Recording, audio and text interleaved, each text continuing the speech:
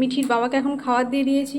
সকালবেলায় আলুর তরকারি করেছি যে মুড়ি, আর মিঠিকেও একটু মুড়ি, ও বাবার সাথে খাবে মুড়ি, ও শরীরটা তো ভালো নেই, কলা খাবে না, তাই আলুর তরকারি দিয়ে মুড়ি খাবে, তাই লঙ্কা দিয়ে মাখলো। নে খেয়ে নাও মিঠি, খেয়ে নাও।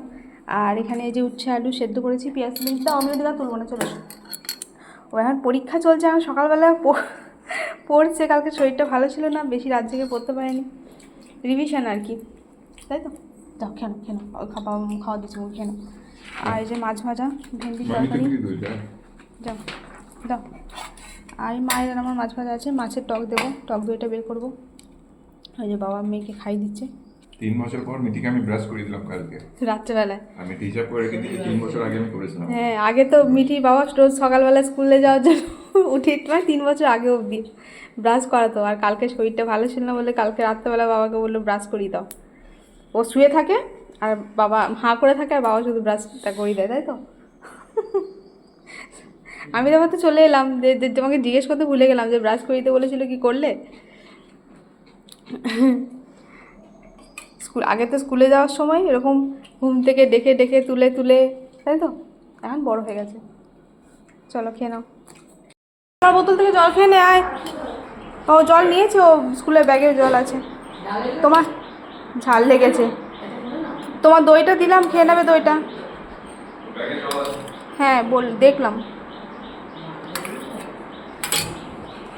এ না, দইটা রাখছি,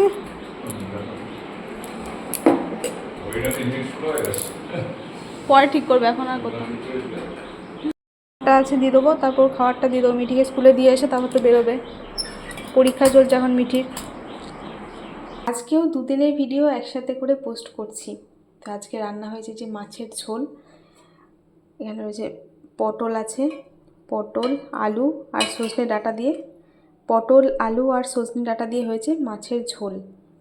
হয়নি, এখনও নামাইনি, একবারে কড়াই থেকে ওর জন্য টিফিন বক্সে তুলে দিয়ে তারপর আমাদেরটা নামাবো।